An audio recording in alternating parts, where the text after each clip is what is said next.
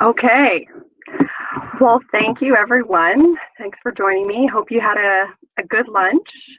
Um, Today, as you were just introduced, oh, sorry, some technical difficulties here.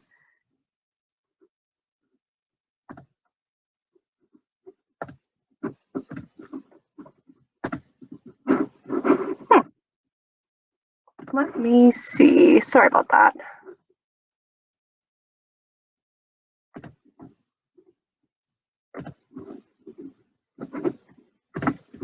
How's that working? Let's see if that's good. Okay.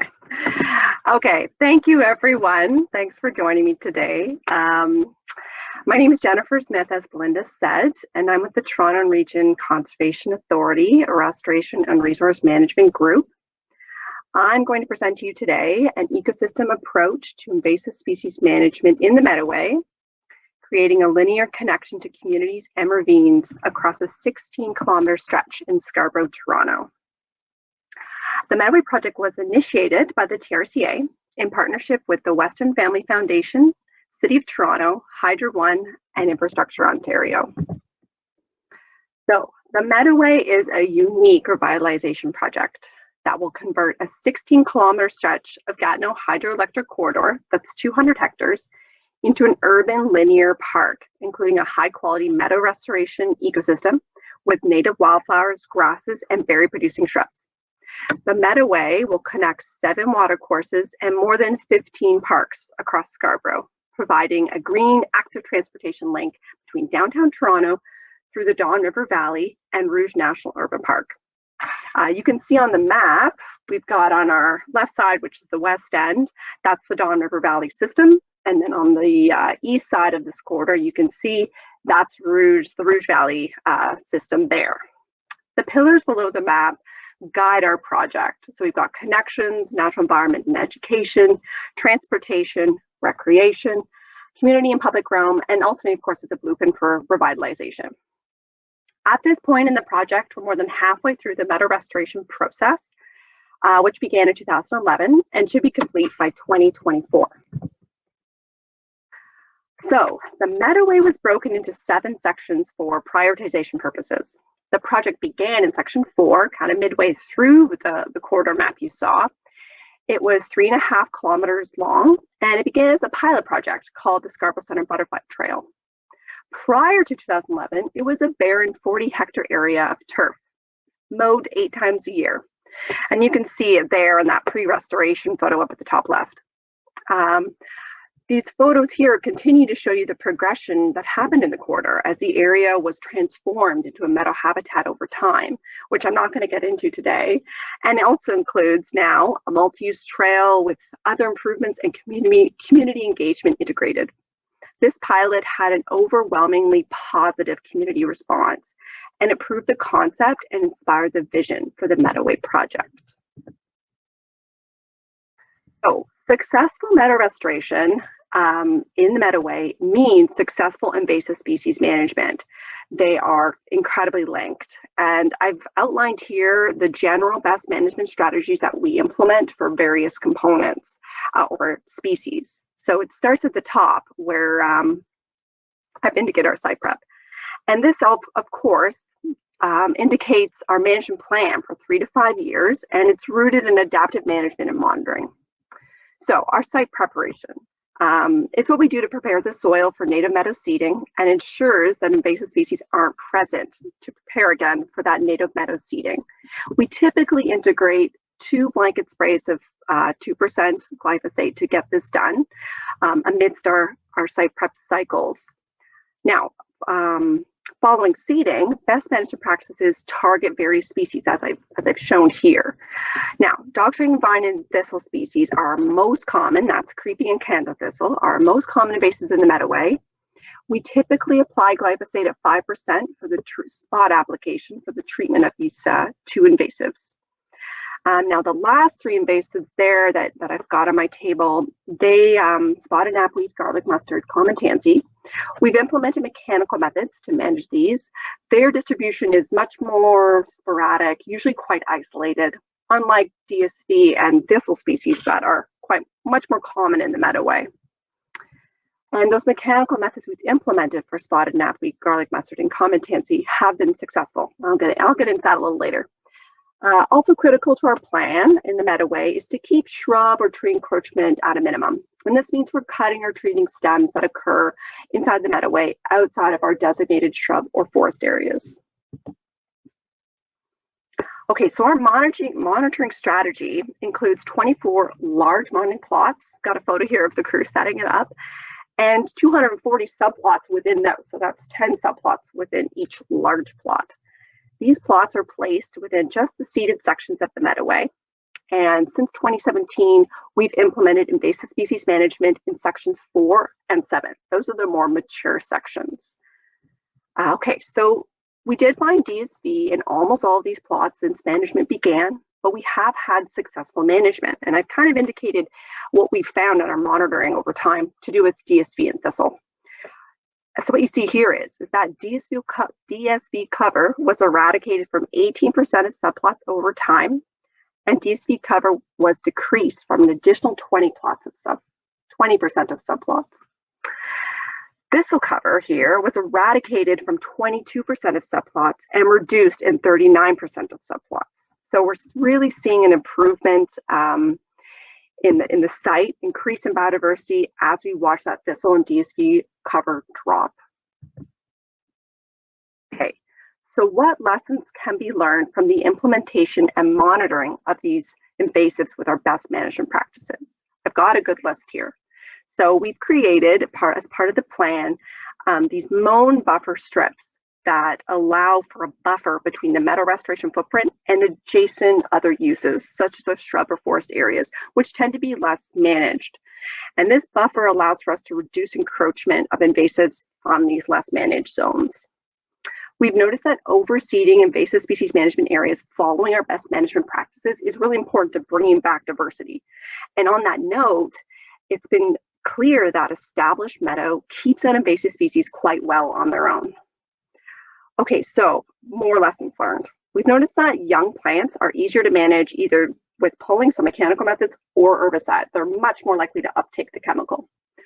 And on that note of glyphosate uptake, we've noticed that in extreme heat situations, it's best just to not apply it because its effectiveness is greatly reduced. So the plant is in such shock at times, it doesn't actually absorb the glyphosate. It's what we've noticed in the most extreme heat this past year. Okay, so another lesson learned for us is that we've been lucky enough to make use of what's the Collector app. It's an Esri product, so it's connected to ArcGIS.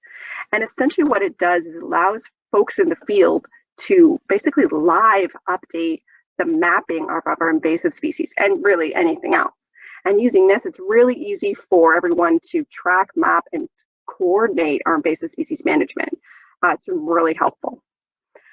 A lesson learned this year, being the pandemic year, we were not, of course, permitted to have community or corporate pulling events.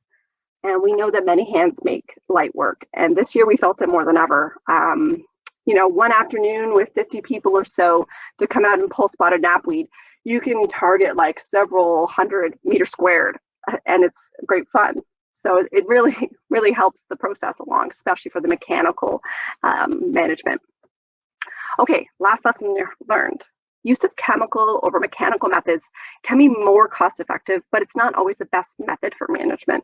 So it's something that we constantly balance and do consider various site specifics when we make our decision.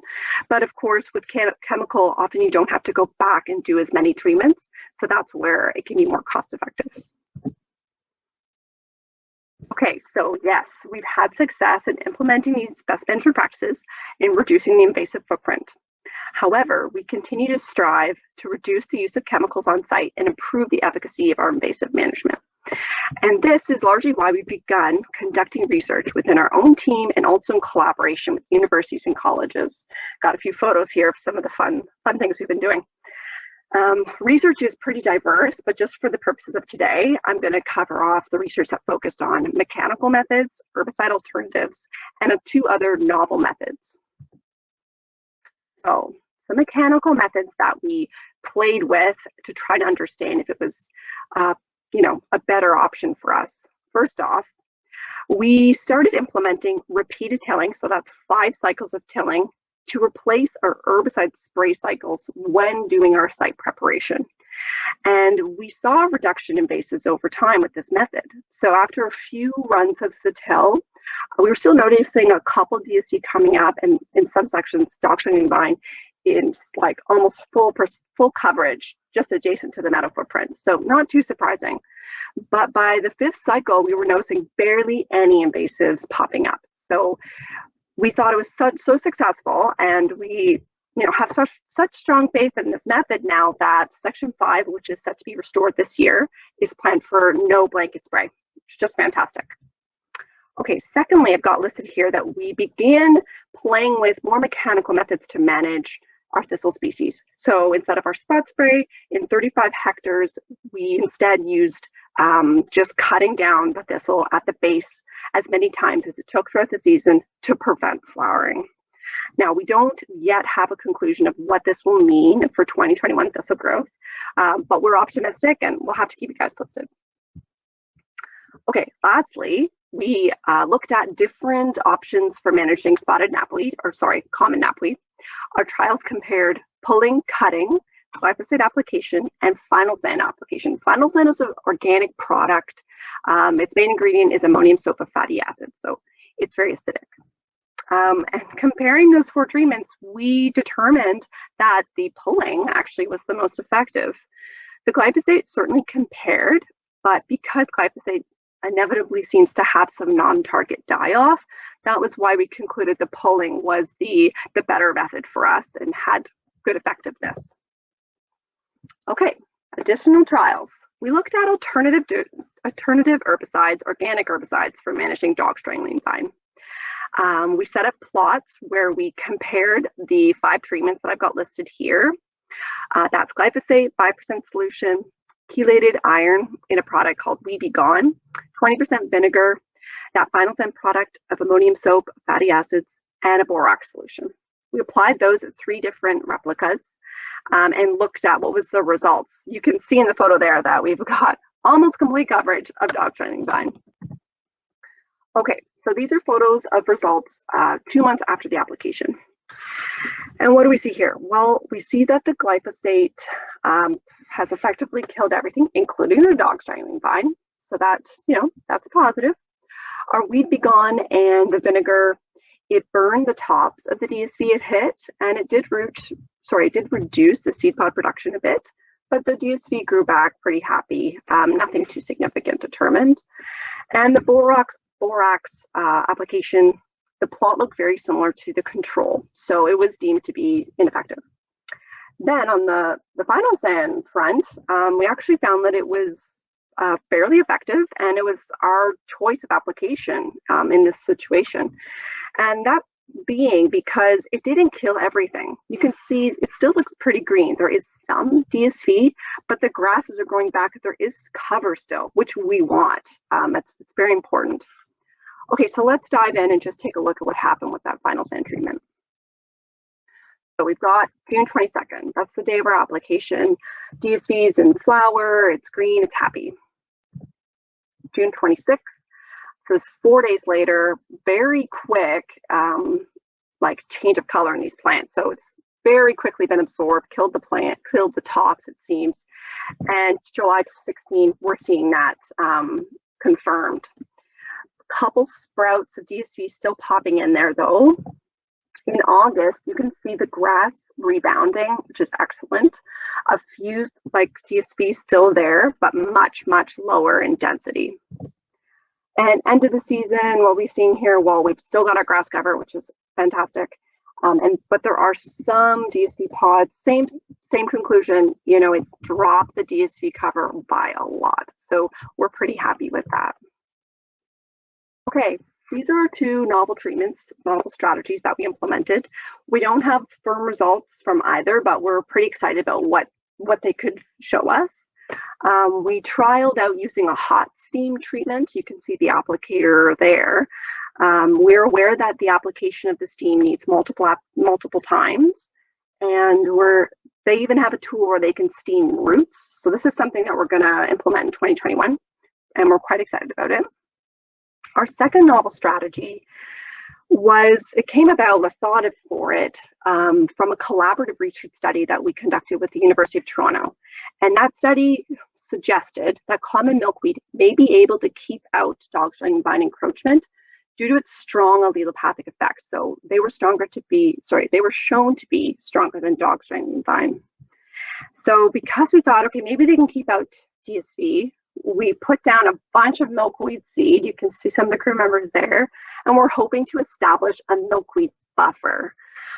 This section in particular, so we only did that in one section for Meadoway. This section in particular, though, has quite a bit of DSV outside of the Meadoway footprint. The bottom right photo there, where they're spreading the milkweed seed, there's kind of like a slice of brown on the right hand, and that's all DSV. So we know we need some DSV protection there, and we're hoping this buffer can do that for us. We'll be certain to pass on our results when we find them in the new year.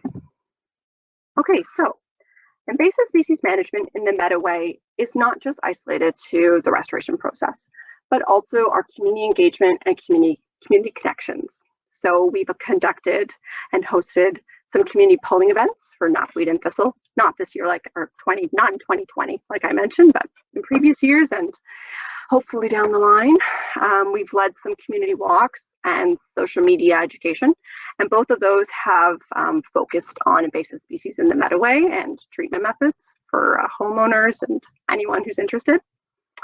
We've conducted some education programs for neighboring schools, and they always include invasive species themes. Along the way, we're always engaging the Meadoway neighbors. So these are folks that their properties are right up against the Meadoway, and we know that invasives don't see fences. And engaging these folks and building a relationship with them is really important to the long-term invasive management of the Meadoway. And lastly, of course, a connection to the site is really important and possible because of the trail that's been established, which will allow those in the neighborhood in Scarborough to make use of the Meadoway, the rec opportunities there, and other transit options as well. So thank you for listening to me discuss the Meadoway and our invasive species management strategies. I'd be happy to take any questions. I think there are a few questions in the Q&A there. Maybe if we could answer maybe the top two. Yes, okay. So the question is, did DSV or thistle decrease or disappear from the plots that did not have active management? That's a great question. Would really be site specific, so it would hard for me to say. Yeah, it would be really tricky for me to say. Likely if there was DSV adjacent, it would increase over time. There's definitely management required if it's in the area. Same for thistle.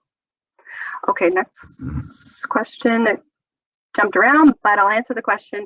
How did the public respond to the use of herbicides? That is a great question. So it varied. It really varies. In some sections, some moments, someone will ask, hey, what are you doing? What's going on? I see some signs. Generally, the response is positive. Like they hear invasive species management and they understand that we're looking to increase biodiversity and that's the goal. Generally, it's good, but we have had some negative responses for sure. People are wary, people are uncertain. I'm sure you're all experiencing this. And that was one of the reasons actually why we decided to do research into organic methods, because we wanted to look out there and listen to the community at large. And I should mention that there are some community gardens inside the Meadoway, which is pretty cool, but most of them are organic. So they really value those strategies, the organic strategies. Okay. One more question, Jennifer. Let's go with one more. Let's look. If we go to the top of the list, it moves them to the top, the one that gets the most votes. Yeah. Okay, so I think that's any research supporting that final sand treatment. Yep, final sand actually kills the below ground plant matter. What did it look like in following years? Okay, great question. 2020 was the first year we applied it, so we don't have results at this time of the effectiveness of it. We're really excited about the possibility, and our treatments will continue this year. So we're hoping to have results this year. I would be happy to share them with anyone that's interested. My email is jennifer.smith@trca.ca. So I think that was Lee Merrill. Feel free to just shoot me an email or we can chat after this, and would be happy to keep you posted on that. Well, thank you, Jennifer. Lots of questions coming in, so hopefully you'll be able to answer some in the chat. Maybe continue Will here do. and or through the networking sessions later today to some of those people can seek you out and have a chat with you. Absolutely, would be happy to. So thank you for sharing the lessons learned and the accomplishments of what a multi-organization collaborative with community engagement can do. So lots of connections 100%. In your presentation. Thank you. Yes. Thanks so much. No problem. Okay.